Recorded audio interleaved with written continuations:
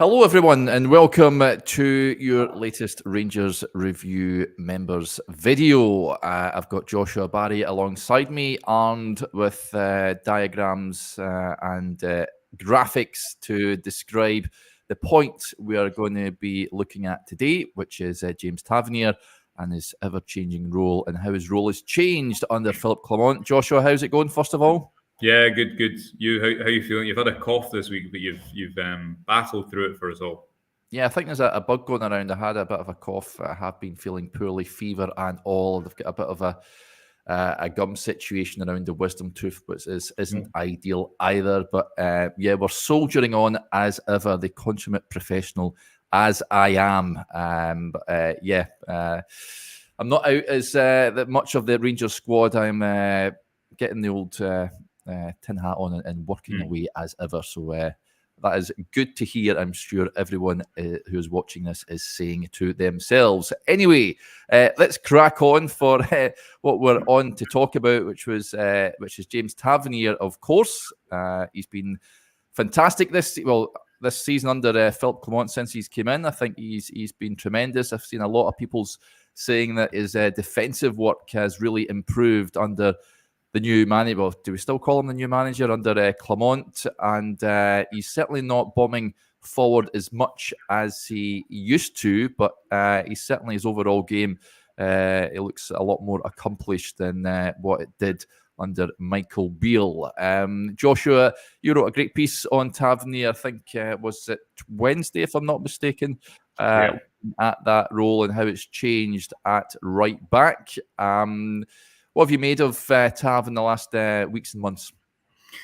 Yeah, well, I'd encourage people to read the piece because it's sometimes easier to explain this in a number of words as opposed to my notes, because I'll invariably miss a point. But in short, I think this is the most his role has changed, Derek, since he came to the club.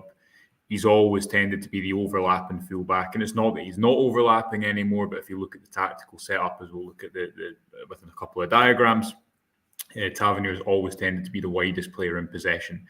And I think the best way to describe his role now is he's not the widest player in possession, which impacts his role on and off the ball. So first thing I've got to show, Derek, is a touch map. I'll explain what this is, but the game that this really stood out to a lot of people, I think, was Rangers' trip to Easter Road recently. And you can see on the left of your screen there is just the touches that Tavernier had on the ball, the passes that he received. Compared to a game at Easter Road in May where Rangers won 3-0 and Tavernier scored a free kick on that day. That is his touch map on the right. So on the left, you can see touches in the centre, inverting a lot, even in his own half, which we don't see him do all that much. Hardly ever getting the ball high and wide on the right. Real variation in the areas where he's getting the ball in the centre quite often. Whereas on the right-hand side, he's really frequently he's staying in the same lane, on and off the ball. He's wide and deep in the build-up. He's high and wide when Rangers get the ball into the opposition final third. He's the one who's crossing the ball, who's stretching the play for the number 10s to play in the centre. I've got these two graphics here, Derek. This is a kind of base template of what Rangers in the 55 season would have looked like tactically in terms of the 5 zones across the pitch. It would be a Roof or an Aribo or a Hadji or someone else that was narrow under Gerrard and under Michael Beale. And nominally, it was the fullbacks who provided width. That's a whole other discussion, which we're not going to fit in today. But in short, now, if you look at Rangers' tactical template, the base level looks a little bit more like this. Not exclusively, because in Rangers' own half, they're not moving the fullbacks inside the pitch to invert all that often. Inverted fullback obviously is not a one-size-fits-all kind of phrase, but often, and it's been most pronounced, I think, in a home game against Ross County. I think that's a template of how Clement wants his team to look with an attack and midfield setup. You've got Tavernier and Ridvan who are narrow inside, protecting against transition.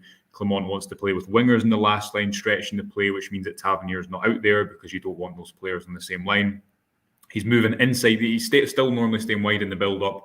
And the Ross County game, the reason that's a perfect example, Derek, is because he gets 3 assists that game, 1 from a corner, but 2 from crosses. He's still able to get into those positions. It's not like, I don't think it's not like it's taken away the best bits of his game. It's still not putting him in situations where he's perhaps not at his best. You know, he's not a deep line midfielder who's going to receive on the half turn and play wide. But I do think he's a really good combination player. I do think the closer you get him to goal, as we've seen with fullbacks moving inside increasingly in recent years, he should be able to offer a greater threat and should be able to cross from closer distances to goal. Should be able to play passes down the side within the piece that's going to be attached to this video.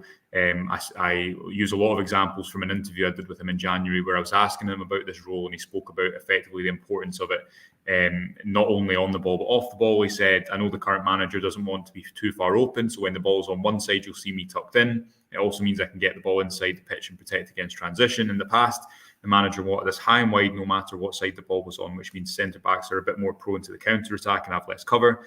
Now the gaffer wants us to be more secure, and I'm happy with that. Whatever the manager wants to do, I will always do. Playing narrow gives security and the option of me passing inside the pitch. I like overlapping and changing positions, but you can do that all through the game when it's in the right moment. And the Ross County game, as mentioned, Derek, not only because he got 3 assists, I think was a perfect example of how he can still get the best out of James Tavernier in the final third. You can still allow him to get into wide zones, but also the benefits of maybe playing him a little bit closer to goal on an individual basis, and then structurally what that allows a team to do in terms of playing wingers.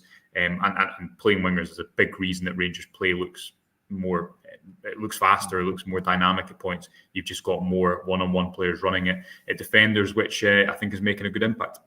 Do you think this is do you like Tav in this role, Joshua? Do you think it's one that brings out the best in him?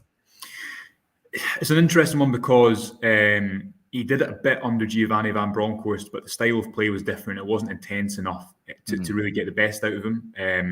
What I don't like is that I don't like a team where you've only got your fullbacks high and wide. So at points under Michael Beale, I think when his football was working, you had the good dynamic where at times Sakala was moving into wide zone. So it wasn't as if Rangers never played without wingers. They still moved dynamic players into the wide areas of the pitch.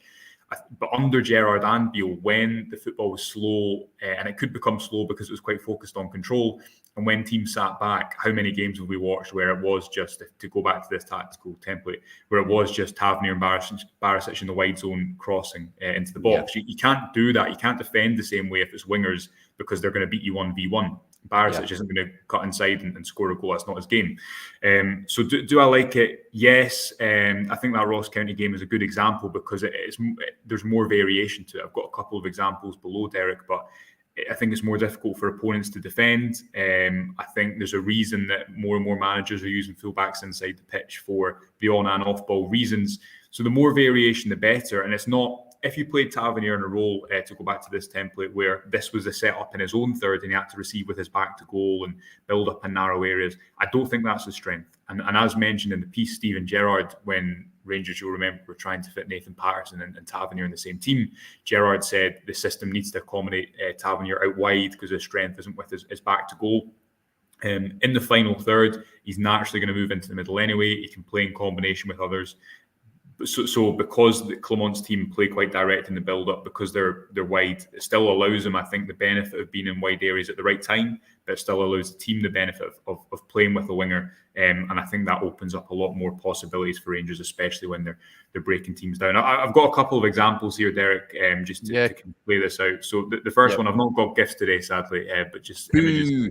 So this is the penalty that Rangers won against Hibs. Again, the touch map I used above was from this Hibs game. You had Dujon Sterling wide as a right winger. It's important to remember that Clement has not only been working with limited training time to enforce these ideas, but he's also playing with, he's not playing with wingers, really. He's not playing with specialists in these zones. So it'll be intriguing to see how that develops, the likes of Tavernier and Ridvan, when they do have settled players ahead of them. But what this rotation does from a deeper area in the pitch, and we've not seen this all that much. Normally in the past, what you'd see here is Sterling would be a narrow player and Tavernier would always go around. But in this example, he times his run really well. He gets ahead of his man, I think it's Mazan, in this situation, and the pass goes back to John Lundstrom. Lundstrom plays wide to Sterling. Tavernier is now ahead of Mazan, and he's taking Joe Newell, the Hibs midfielder, into an area he doesn't really want to be. If you look at that white line, Derek, that's the gap between Hibs' left centre-back and left-back, and this is one of the key ways, one of the reasons that teams play with wingers against low blocks, against teams that are sitting in, because if you compare the picture here to here, that gap is opened up. It's called a seam run, as everyone will know. Now, if Abita does not go out and press Dujon Sterling there, he risks him receiving the ball in a threatening area with a bit of momentum behind him to run at him. So he has to go wide. Simultaneously, that creates a space for the fullback to run in field.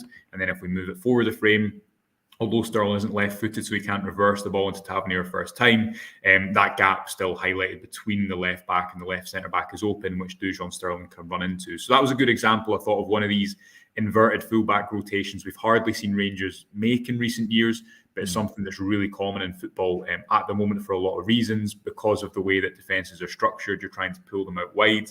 Again, as mentioned, if the left back then in this situation does not go wide, you risk Dujon Sterling, or normally it would be a kind of 1v1 specialist. If you think of a Cortez or a McCausland, someone who you wouldn't want to leave in space 1v1 because they're going to disrupt your defensive structure, which allows you that gap to penetrate through. And one more example, Derek, this is from the Ross County Rangers game at home, one of Rangers' best domestic performances in a long time. Obviously, it was kind of clouded over by the fact that the Rangers should have scored more. They had almost 5 expected goals in the day and 3 goals. But if you look at Tavernier and Ridvan in this situation next to John Lundstrom, we've not seen that much at all, if ever, at Ibrox in recent years. And it's a really common thing now in modern football for fullbacks to move inside to protect against transition. It's less of a distance for them to recover next to the centre-backs, something that Connor Goldson and John Suter, again referenced in this piece, have discussed on the topic of the defensive records, Rangers' defensive setup under Clement. They want to be really aggressive in the way they keep teams pinned back, but as Tavernier said in the interview that I did with him, it maybe leaves you a little bit less prone to the counter-attack if he's not having to recover all the way back from a high and wide position. And that's something he's mentioned, and I think his defensive performances, Derek, I mean, you were in Benfica away. I thought his defensive performance was good that night, wasn't it? So that's an example of what it will increasingly look like. I think that this year and this run from Tavernier, this inverted fullback run, the more and more that Rangers' tactical style develops under Clement, especially in possession. And just one more example, people will say, oh, well, does it stop him crossing? I don't think it will. I think it will stop him crossing from the wrong areas, which is when you're facing a low block and defences want to just head the ball away. But what playing as an inverted fullback should allow, instead of Tavernier being where the white circle is, Ross McCausland is in this position. Instead of Tavernier being the one high and wide, he can get on the end of a lot of what's called relay crosses, which is instead of always being the one wide, he can receive these backwards passes and then cross into the space. It's something you'll see Guardiola's teams do all the time. You know, a De Bruyne, even a Trent Alexander-Arnold, they don't need to be in these wide areas all the time to make an impact. They can go out. The tactical system's dynamic enough to offer them both options.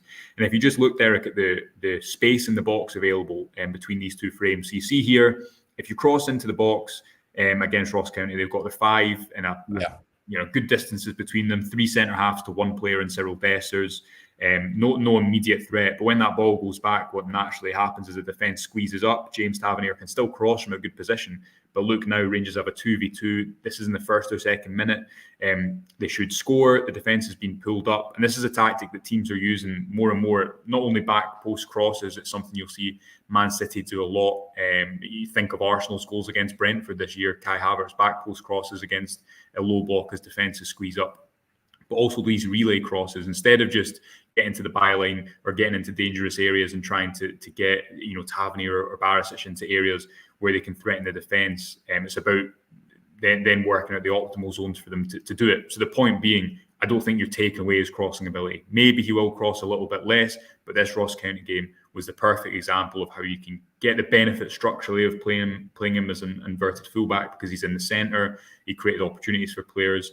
He allowed Ross McCausland to go wide. I think he had 6 shots on the day, 4 from open play. Should have scored that one where McCausland cut it back. You've got the benefit of a winger 1v1 out wide, and I guarantee if you spoke to 10 fullbacks in the Scottish Premiership, they'd rather face up against a fullback than a winger because just naturally they're going to be more difficult to defend 1v1.